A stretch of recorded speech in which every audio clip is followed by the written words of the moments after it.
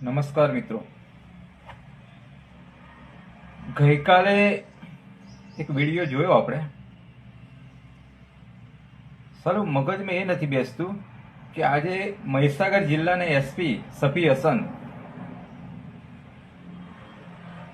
બધા એમ કહે છે કે ગુજરાતમાં આવા સફી હસનનું નામ છે. તો મને એવું લાગે છે કે જ્યારે સરપંચને તમે ત્યાંથી લઈ જાઓ છો અને સરપંચને જઈને તમે બળજબરી રીતે પોલીસ ત્યાં તમારી ઓફિસે બોલાવો છો.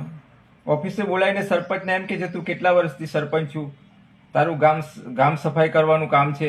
એટલે એક એસપી તરીકે તમે આવી રીતે આ એક સરપંચને તમે તુનતારીથી વાત કરો છો. એટલે પહેલાં તો એ સમજવું જોઈએ તમારી જે ખુરશી છે ને સાહેબ, એ ખુરશી આ જનતાએ આપી છે અને જનતાના સેવક છો તમે. પહેલાં એટલું વિચારી જુઓ. પછી બગલ મેં પેલું કહે છે ને કે કહેવત છે કે મુખ મેં રામ ને બગલ મેં છુરી, કથની ઓર ને કરની અલગ છે, એવું સાબિત થાય છે પછી. એટલે આવી રીતે પોતે એક સરપંચ તરીકે એનો હોદ્દો છે એ ભાઈનો, અને એને તુનતારી ના કરાય. કોઈ પણ આમ જનતાને તમે તુનતારી ના કરી શકો. કઈ રીતે કરી શકો તમે? એટલે પહેલા જે ખુરશી છે ને, ખુરશીને સન્માન કરો. તમને જે ખાખી વર્દી આપી છે ને, એ શેના માટે આપી છે? આમ જનતાનું આમ આત્મસન્માન જળવાય એવી તો વાત કરતા નથી તમે. તમને એક સાહેબ તરીકે પેલો વિનંતી કરે છે સરપંચ, અને તમને ત્યાં લઈ જઈને પોલીસને આડે નહીં આવવાનું, પોલીસના કામમાં આડે નહીં આવવાનું, નહીં તો અંદર કરી દઈશ. જે માણસે ગુનો નથી કર્યો એ માણસને તમે અંદર કરવાની વાત કરો છો. હું રાષ્ટ્રીય દલિત અધિકાર મંચ જિજ્ઞેશ મેવાણીની ટીમમાંથી વાત કરું છું. જાહેરમાં કહું છું, આવી રીતે મહેરબાની કરીને તમારું નામ ગુજરાતમાં છે, અમે વિડીયો જોઈ રહ્યા છે, તો અમને એવું લાગે છે કે આ તો મુખ મેં રાંગ મગલ મેં છુરી, કથની કઈ છે ને કરની ઓર છે. આવું થાય છે. એટલે આ સાબિત આવી રીતે વાત કરવાની સરપંચ સાથે. પેલા છોકરાને 13 વર્ષના છોકરાને તમે માર્યો છે.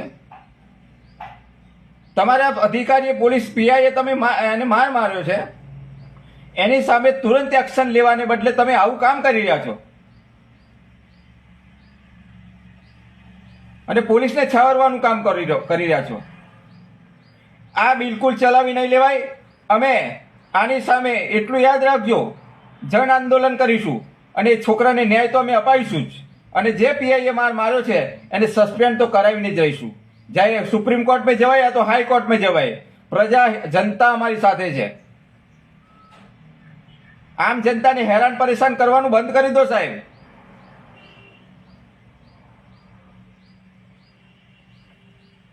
એટલે આવી રીતે તમે કરશો નહીં.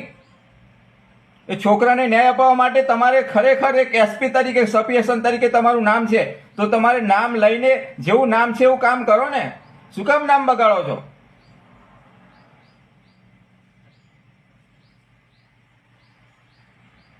પેલા છોકરાને બિચારાના પગ જો, એના પગ ફૂલી ગયા છે, એનાથી ઊભું નથી થવાતું. એ છોકરો રડ્યા કરે છે. કાલે ઉઠીને છોકરાનું કંઈ થશે તો જવાબદાર છો તમે? પોલીસ શું કામ હોય છે? જનતાની સુરક્ષા માટે હોય છે, અને તમે જનતાના સેવક છો. જનતાની સેવા તમારે કરવાની છે. કાલે મેં વિડીયો જોયો, તમે એ સરપંચ જે બોલી રહ્યા હતા કે મને આ રીતે બોલ્યા, આવી રીતે મને કીધું. એટલે તમારે આ ફરજમાં આવે છે. જે એક્શન લેવાનું ત્યાં નથી લેવાતું તમારાથી, અને પેલા સરપંચને દબડાવો છો તમે. આવી રીતે બિલકુલ નહીં ચલાવી લેવાય. તુરંત તેનું એક્શન લેવું જોઈએ, અને તરત જો એને સસ્પેન્ડ નહીં કરવામાં આવે તો અમે ગાંધીનગર હલ્લાબોલ કરીશું. એટલું યાદ રાખજો. એસપીની જે ખુરશી છે એને આત્મસન્માન જાળવો, અને જનતાની સેવા માટે હંમેશા તત્પર રહો. આવી રીતે થોડું ચાલે. બબે ધારાસભ્યો આવે છે, સમાજના આગેવાનો આવે છે, છતાં તમે વ્યવસ્થિત જવાબ નથી આપતા. પેલા સરપંચને દબડાવો છો. એટલે બિલકુલ આ ચલાવીને એ છોકરાને ન્યાય અપાવો અને મહેરબાની કરીને એ જે પીઆઈએ માર માર્યો છે એને સસ્પેન્ડ કરવા માટે અને સામે તમે જ્યાં કંઈ ગાંધીનગર જે કંઈ રજૂઆત કરવાની કરી દો. તમે અમારે તમારી સેવા કરવાની, તમારે અમારી સેવા કરવાની છે. તમે જનતાના સેવક છો એટલે મહેરબાની કરીને આ વસ્તુ ચલાવીને લઈ આય. જનતાનું માન સન્માન જાળવો, અમે તમારું માન સન્માન જાળવીશું. તમે અમારું જાળવો, અમે તમારું માન સન્માન જાળવીશું. અમને દૂધકારશો તો તમે અમે પણ તમને દૂધકારશું. એક સરપંચ તરીકે તમે આ રીતે દબડાવતા હોય તો સામાન્ય માણસને તમે શું કરો? ઓફિસમાં બોલાવીને આ રીતે દબડાવતા હોય તો આ સરપંચ જાહેરમાં બોલે છે કે મને આ રીતે દબડાવ્યો છે.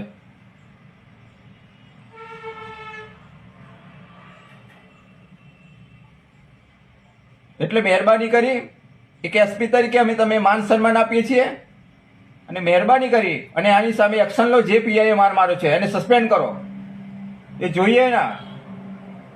બરાબર છે? જય હિન્દ, જય સંવિધાન.